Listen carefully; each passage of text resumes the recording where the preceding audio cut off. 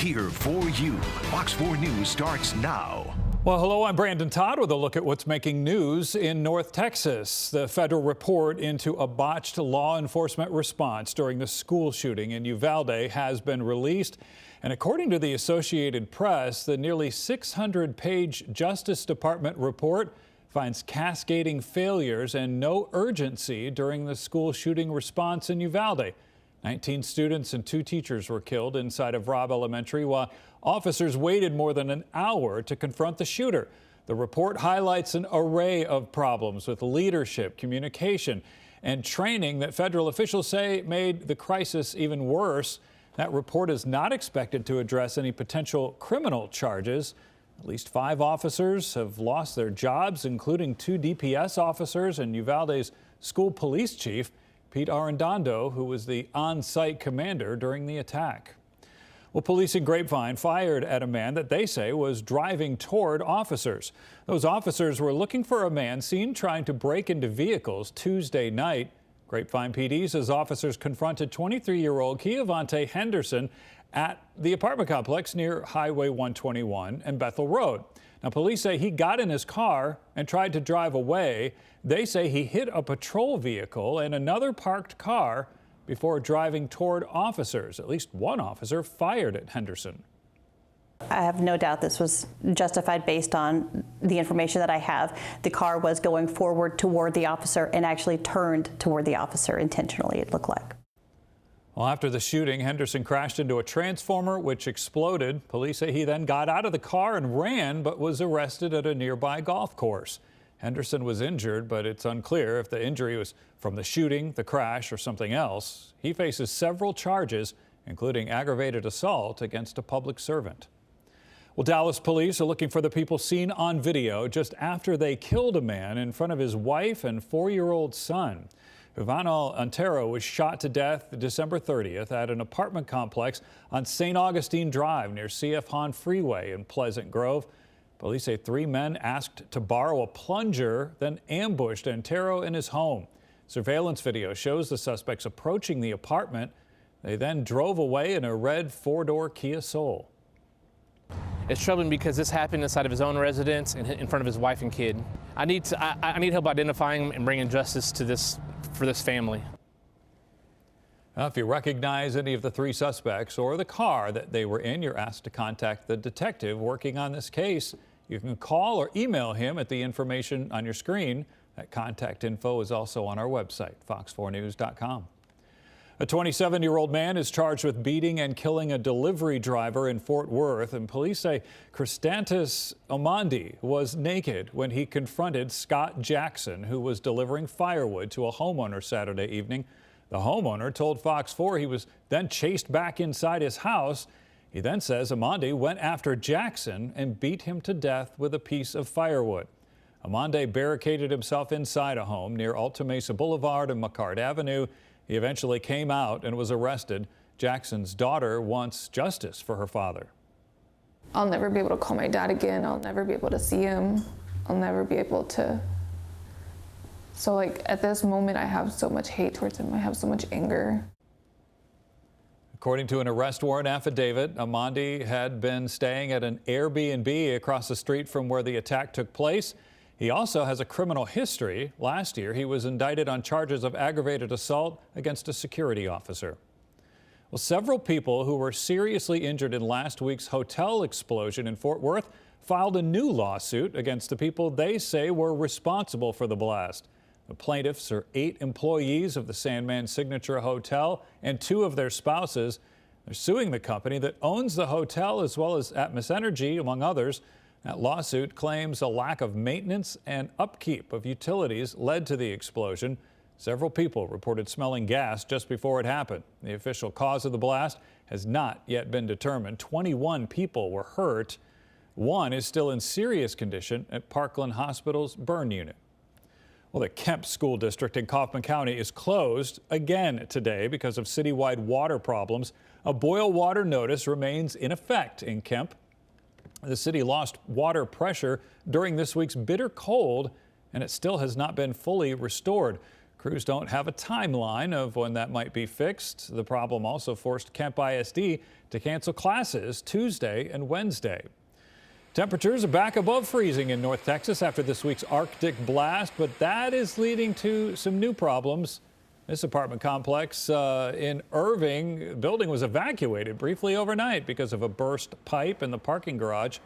A plumber told Fox 4 this week others in North Texas were likely to see pipes bursting once the deep freeze ended. Coming up on Fox 4 News, Mike McCarthy is staying put in Dallas. We'll hear what Jerry Jones has to say about his leadership. Old Man Winter returns tomorrow morning. We'll have the details coming up.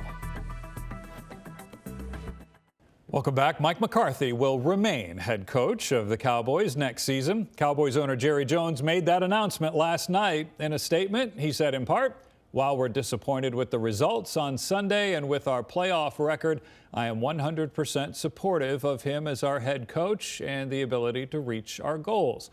The Cowboys season ended, of course, Sunday with a humiliating playoff loss to the Green Bay Packers. McCarthy has led the Cowboys to 12 wins in each of the last 3 regular seasons. The team has had 1 playoff victory in 4 years, and the Cowboys have failed to make it to the conference championship under his leadership. McCarthy has 1 year left on his contract and 1 more chance to make a deep playoff run.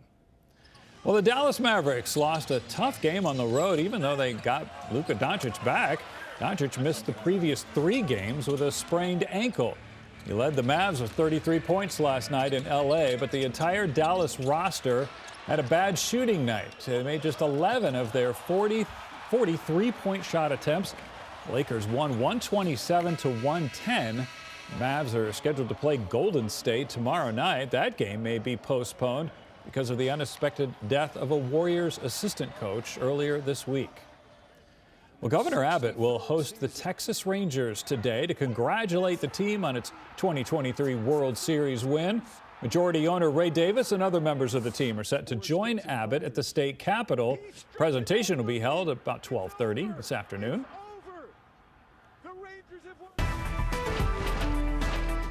Well, starting off with tomorrow morning, Old Man Winter are going to be back across North Texas. We're going to be waking up to widespread 20s across the area and a hard freeze, so you're going to want to dress as warmly as possible, especially with the wind chills being even colder than that. Taking a look around the country, let's set the stage for this. 50 right now at DFW, and it's a fairly mild day compared to recent days across North Texas. But notice there's the single digits up in the plains, and even behind that up in Canada, plenty of spots below 0, and all of this Arctic air is spilling back down to the United States. So we're going to get a second Arctic blast here heading into the end of this week and into this weekend, but it's not going to be quite as bad as the one that we saw this past week. So let's take a look at the temperatures today. It's going to be great outside. Get out and enjoy it. 50s here in the Metroplex. There's going to be some 60s off to the southwest. Lots of sun. So get out and enjoy it. Personally, if I was off of work, I might go lay out by the pool this afternoon. But tonight, it's going to be quite chilly. In fact, we're going to be back down into the 20s once again. And up in the Red River counties, may see a spot or 2 flirt with the teens. So it's going to be cold tomorrow morning. Hard freeze. Make sure you go over that freeze checklist tonight.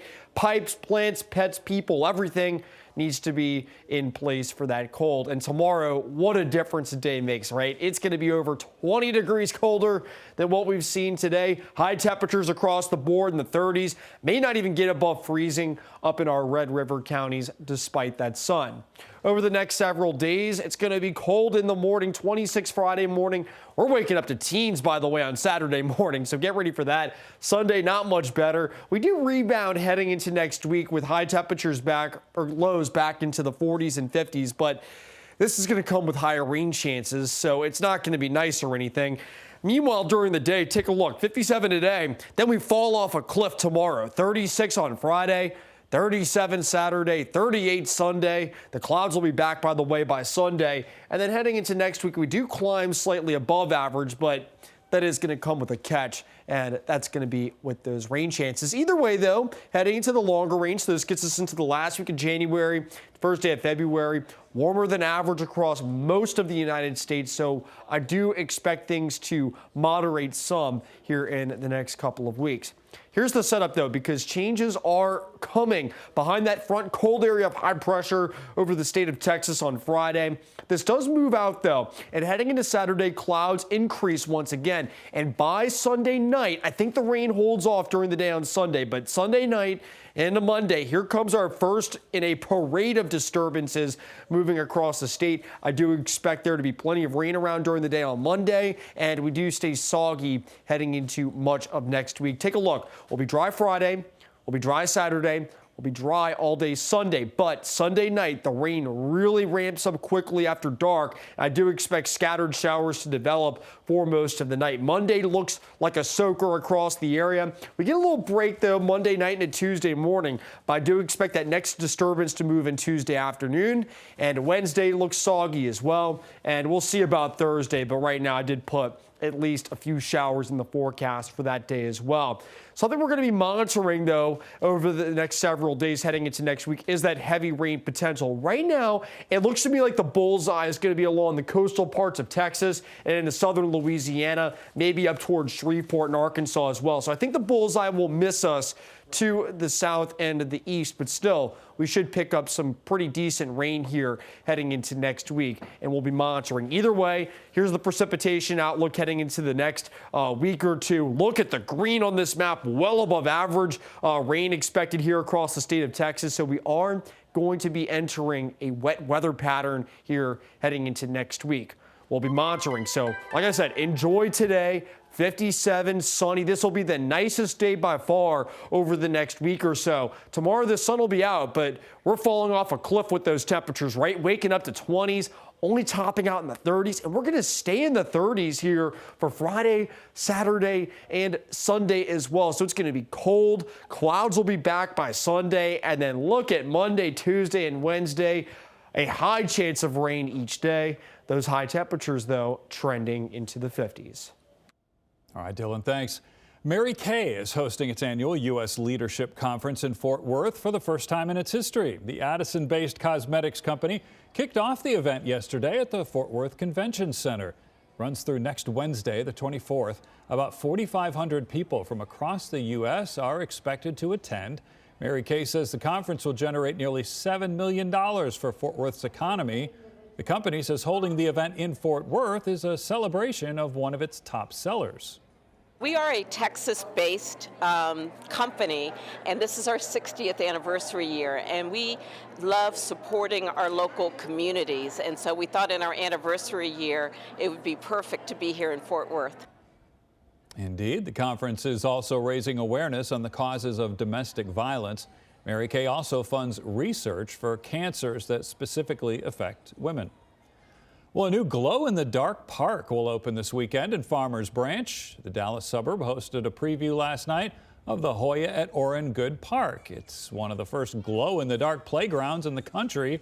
The new park's features include a 27-foot-tall glowing sphere, a zip line, and an obstacle course. In Texas, the heat can be pretty unforgiving at times, and as a parent of three myself, it was a challenge to kind of do stuff in the evening time that didn't cost a ton of money. And so this was, as recreation shifts towards evening play anyway, nationwide, this sort of made sense.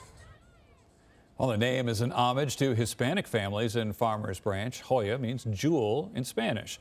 The park's grand opening is this Saturday. That's a look at what's making news in North Texas. Of course, for news anytime, you can always visit our website, fox4news.com.